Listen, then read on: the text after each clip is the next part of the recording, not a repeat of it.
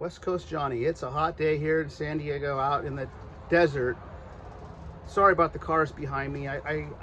My shop is kind of, I have like an old highway behind me. Every once in a while you hear a car go by. Anyways, it's about 100 degrees today. So today's tutorial is all about getting something like this made out of aluminum and making it look something like this, like chrome plated steel, but it's not. These both came in the mail 2 days ago, and they both look like this. And now this one looks like this, and it didn't even take that long. And I want you guys to be able to say, I could do that. I could do that. It's not hard. And I'm going to show you down below in the description every tool that I used, every material that I used, where I bought them, how much they cost, and you could do this yourself. So remember, in your toolbox drawer, you can look all you want. The one thing you won't find, self-confidence. You know why? Because it comes from within you. And a lot of people, they'll get a tool or someone will say, hey, could you polish something up? And it seems a little intimidating, and you're like, you know, I'm just gonna have a professional do it. Well, that's fine, but if you want to learn to do it yourself and save money, seriously, it's not that hard. There's just some steps involved. This was really rough, okay? It has a sand casted finish with a lot of lines in it and stuff. See all those lines? There's these lines right here. And that's fine. They're still nice, but I wanted them to look like this, and I didn't want any of those lines in there, and I actually got every single line out. This thing is so smooth, not one little pit anywhere on this thing. And like I said, less than an hour to do this. Now, I also got these aluminum lights. You might see these on an old house in the 1960s. You go to Palm Springs, people have these. And I got, I don't know, like 10 of them. But if you look right here, this is smooth. It's very smooth. So we don't have to do all the steps of this to make it shine. Something like this, we're just going to clean it really well, and we're going to start polishing, okay? Now, something like this, it's already clean. It's brand new, right out of the sand cast mold. However, if you look, it's got these little rough, it's very rough, almost like a sandpaper finish. You can't just start polishing this. It's not gonna, you're still gonna see those little dots. You're still gonna see all those lines too. So this involved a few more steps. It involved some sanding with different grits of sandpaper, different tools. But I'm gonna show you all that, okay? Like I said, everything's gonna be listed below. I want you to see something like this and have something like this and say, I can make it look like that. It's not even that hard, okay? So that's what we're gonna learn today. So here we go.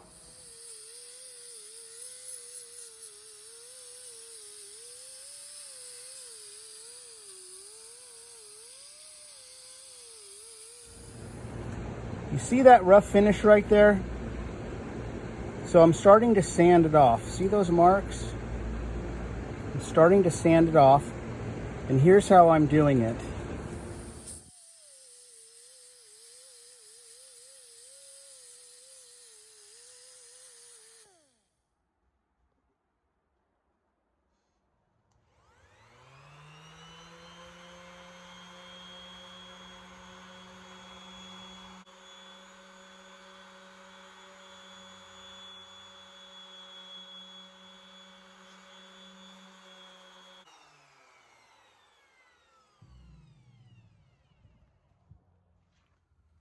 Okay, it's coming along pretty good, but what I wanted to show you, see that little pit right there? That needs to be sanded out, because even though it looks small, and you can say, well, you know, that's sanded pretty good, that's not gonna polish out, and it's gonna look horrible. So we're gonna sand that right now, okay? I'm just gonna hit it with some sandpaper, a little in my hand.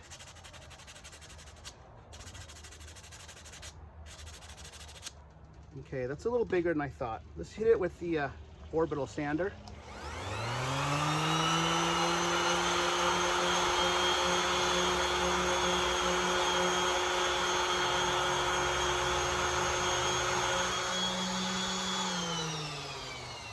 Now, if you look, it's actually still there. See that little pit? We want to get this little pit out right there, okay?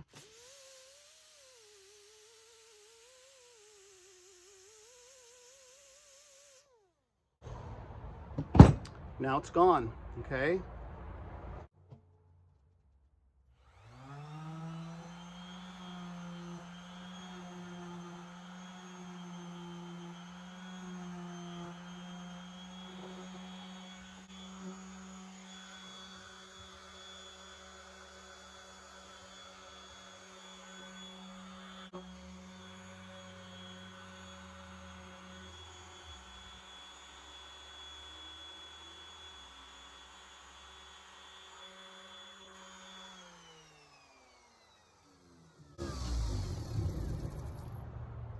Okay, it's almost ready, almost. We're gonna hit it with some sandpaper and just kind of touch it up by hand.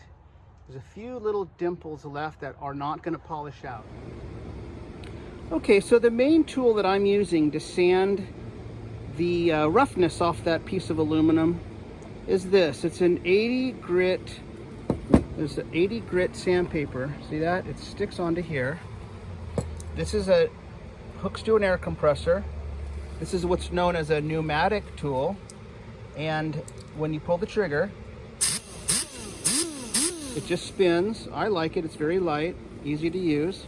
However, if you don't want to have an air compressor going and use a bunch of tools like that, you can use something like this. This is just a inexpensive orbital sander with 80 grit sandpaper on the bottom.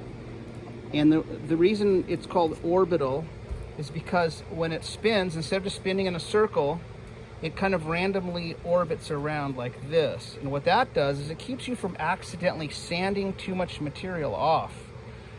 You could use either one of these to get this part like this, okay? See that? What we did here, we're just sanding all this roughness off. This didn't get hit yet. It didn't get sanded down yet. It's about to. But I just wanted to show you what we're using.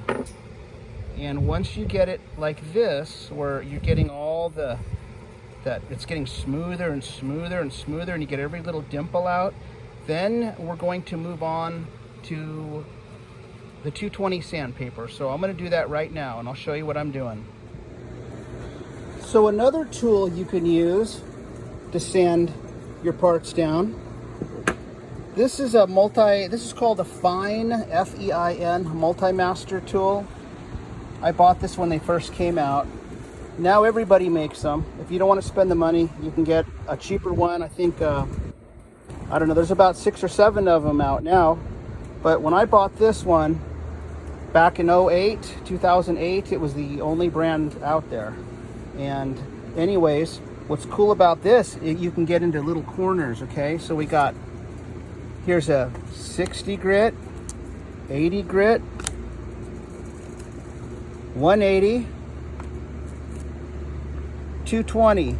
That'll really help get your parts from looking like this to looking like this. So here we got a multi-master tool. A lot of different companies make them. A random orbital sander, 5-inch hook and loop, they call it.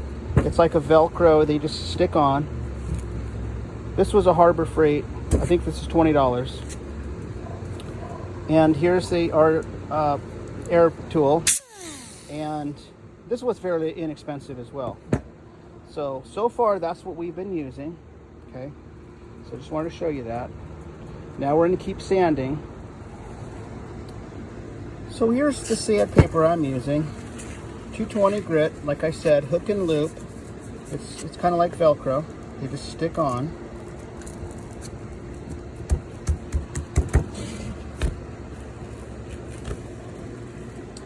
And I'm just going to keep sanding a little more. Okay, here we are. Here's our unfinished piece. Okay, that's what it looks like. That's what the finish is.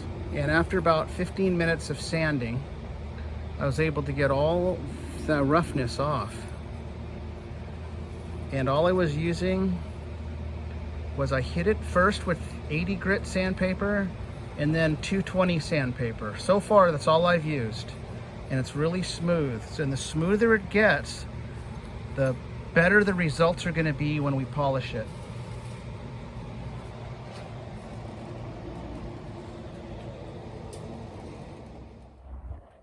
Okay, so I've been working on both pieces and I got them all smooth. I got all the lines out that I didn't like. I sanded them all down using a couple different tools, and then I sanded them by hand.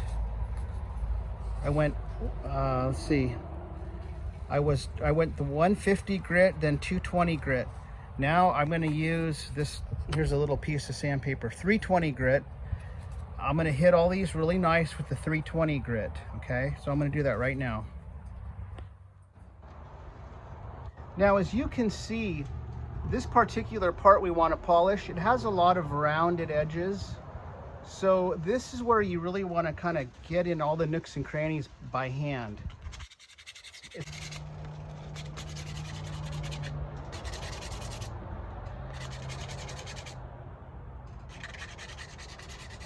Just take your time and try to get out any imperfections, because it's all gonna mean a lot when it's time to polish.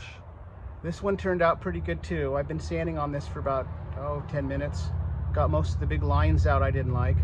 So now I'm just doing some of the final preparation for polishing.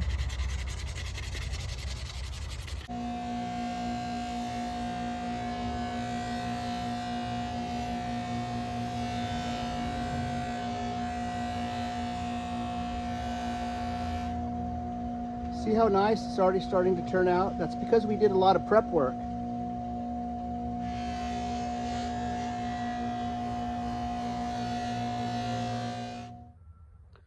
Okay, so here's what I was actually just using. It's a polishing wheel. It looks kind of almost like a bench grinder, but it's mostly for polishing. It comes with these long arbors, and you could take these nuts off and you could put different pads on. This used to be a lot bigger. It's wearing out. That's okay. I like them when they're small. They're way easier for me to use. They're not flopping around making a big mess. This is perfect. So we also have a compound. This compound is known as Rouge, and you could buy it at any store that sells tools, usually.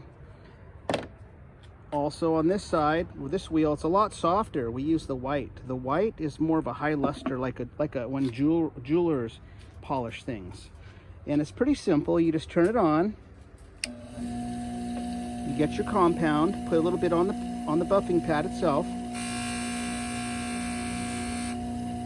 Okay. Now, when you get your part and you put it on there, it's going to cut through this sanded hazy aluminum really quickly and bring it to a shine. On this side, when you're ready, after it's really smooth and you actually can see that you have no pits anywhere, no pits or scratches, you get the white, and then what it does, you shine this up like this and it makes it really shiny, like a high luster. We'll get to that in a minute. So right now we're going to keep polishing.